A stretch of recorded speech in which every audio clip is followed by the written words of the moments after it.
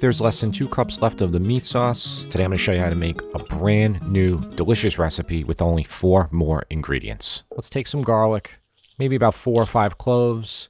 This doesn't have to be exact. You can use as much as you like or as little as you like. We're just going to basically flavor this sauce a little bit more. Do a little slice. You can also do a mince here. You can do a chop. You can even leave it whole. It doesn't matter. And here's broccoli rabe. I went over much more in depth how to cook broccoli rabe in that sauteed broccoli rabe with garlic and oil episode. But for now, you want to cut off the end. You always want to cut off the end of your broccoli rabe. It could be a 1/4 inch, 1/2 inch, 3/4 of an inch. It doesn't really matter. And I'm putting it all in a colander, and I want you to do that too. And just rinse it off. I rinsed it off a couple times here.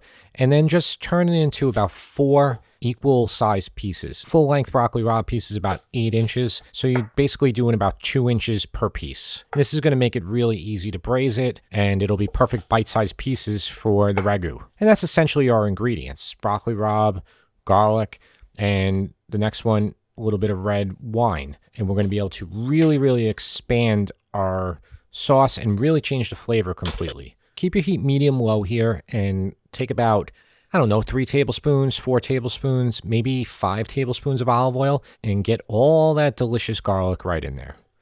And there's the tomato paste. I'm going to open up the can right now. We're going to need a 1/2 can of tomato paste for this recipe. And there's the red wine. That's a Cabernet. Yep, there, right there. Liberty School. It's a good solid Cabernet. It's about a $10 bottle, maybe 11.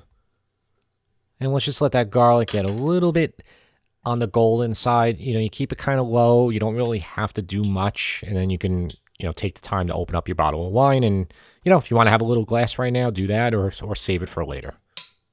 You're going to need about a little bit less than half of this bottle here. So I'm just going to keep moving it around, making sure that garlic is pretty good before we move on to the next step. Before we move on, I just want to show you that. There's the Cavatelli or Cavatelli. Going to put that off to the side. Let's wait for that garlic to get perfect before we add in our tomato paste. And this is about a 1/2 can, 3 ounces. Standard can of tomato paste is 6 ounces, so use about half of it. You could also use a large tube, but tubes tend to be very small, so they're not that economical, and I don't really recommend you buy them. You can get 12 cans of tomato paste at Costco, normally for the price of about 2 little tubes in a supermarket. So let's let that paste cook out for a few minutes. I'm just pointing to that wine bottle. Basically, I'm saying do it to about the 40% to 50% level of wine, which is about 1.5 to 2 cups of a wine bottle. One wine bottle is 750 ml, and you want to do a little bit less than half of that bottle. And you can see that like really dark color from the Cabernet. If you use Chianti, it would be probably even darker. And we're going to turn that heat to about medium-high to let it really boil out. Let it cook out. We want these flavors to come together. We're going to get a really thickened red wine sauce. Let these flavors just concentrate. That's basically what's happening. When you reduce something, whether it's beef stock or red wine, you're going to concentrate the flavors. Right after that red wine and tomato paste come together and you have that thick base, add in the leftover meat sauce. By adding this in, we're going to create a whole new, different type of sauce.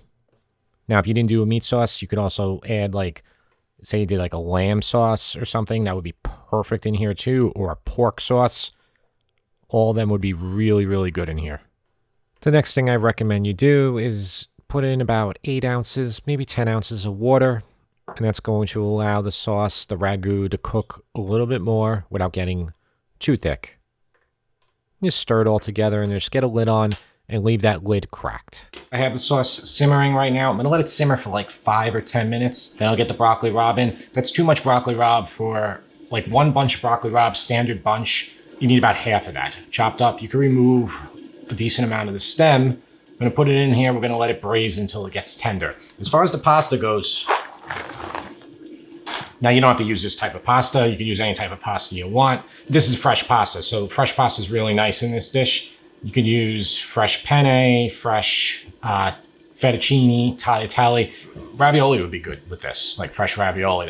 This would be a good sauce to put on that. So something like that.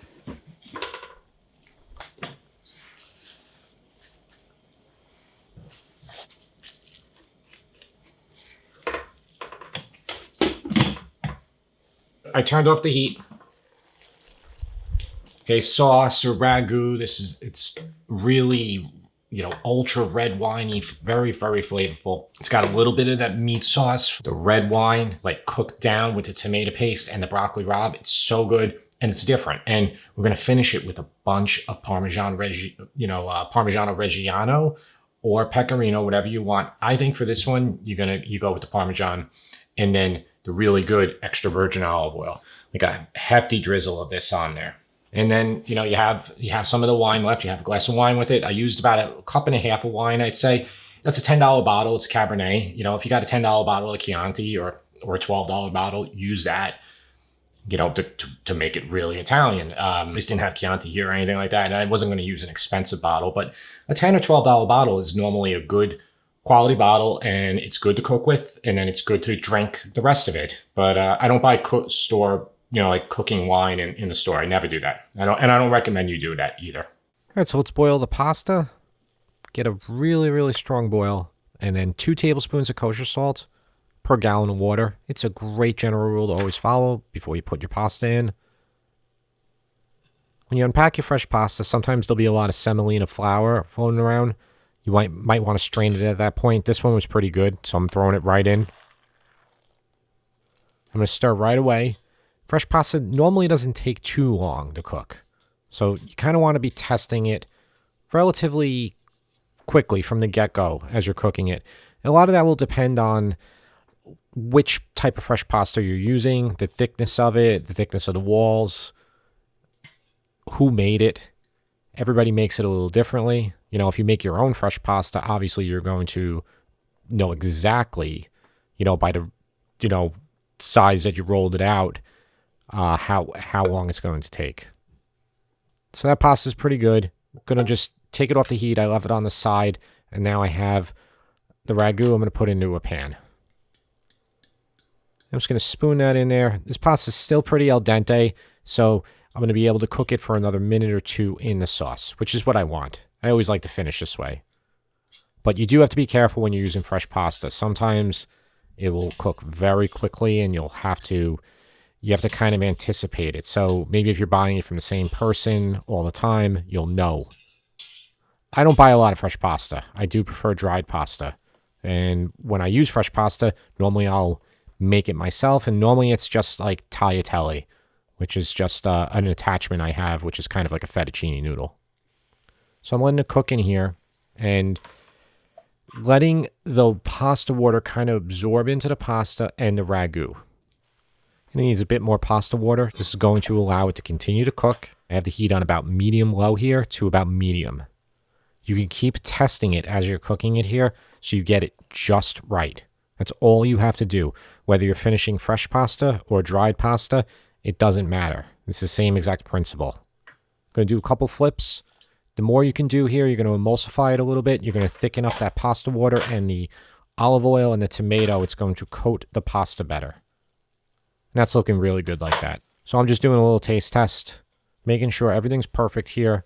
I'm going to put a little bit more of the ragu on here. If you need any salt and pepper at this time, any hot pepper if you like. So I put a little bit more ragu. I'm going to put a little bit more pasta water. I'm just all about getting everything just right. Right before I serve it to my guests, I am not about, and you guys know this is episode number 76, I am not about dumping sauce on top of pasta on a plate. You'll never see me do that, guys. You know that.